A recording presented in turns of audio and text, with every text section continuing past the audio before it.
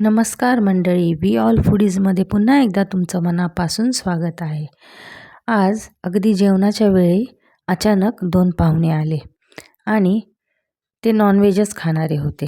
त्यामुळे अगदी कमी वेळात झटपट तयार होण्यासाठी मी चिकन घेऊन आले आणि मी इथे बनवलं आहे चिकन सुका ही रेसिपी.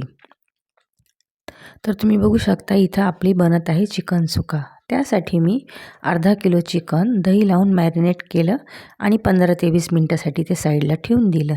आणि त्याची ग्रेव्ही बनवण्यासाठी मी इथे अद्रक, लसूण, हिरवी मिरची, कोथिंबीर, सुकं खोबरंही घेतलं आहे. ह्याचं आपण वाटण करून घेणार आहोत.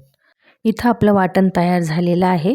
तर लगेच आपण चिकनला फोडणी देऊन घेणार आहोत. त्यासाठी मी कढई ठेवली, त्याच्यात तेल टाकलं. तेल तापलं की 2 तेजपत्ता आपण फोडणीसाठी घातलेला आहे आणि लगेचच जे आपण वाटण तयार केलं होतं ते त्या मसाला म्हणून आपण ते भाजून घेणार आहोत.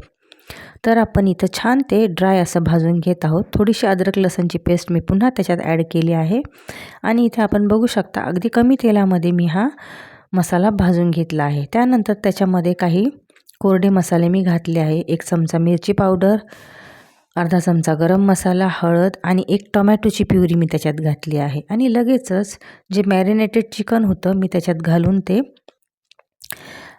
10 मिनटासाठी मी ते झाकून ठेवलेलं आहे. त्याच्या अंगचं पाणी सुटल्यानंतर मी एका बाजूला गरम पाणी करण्यासाठी ठेवलं होतं.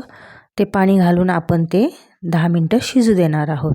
असं 15 ते 20 मिनटात लगेच आपलं चिकन हे तयार होतं आणि छान त्याला ग्रेव्हीचा कलर आलेला आहे. हिरवी मिरची आणि कोथिंबीरची टेस्ट, गरम मसाल्याचा फ्लेवर आणि अगदी कमी साहित्यामध्ये तयार होणारा आपला चिकन सुका इथे तयार झालेला आहे.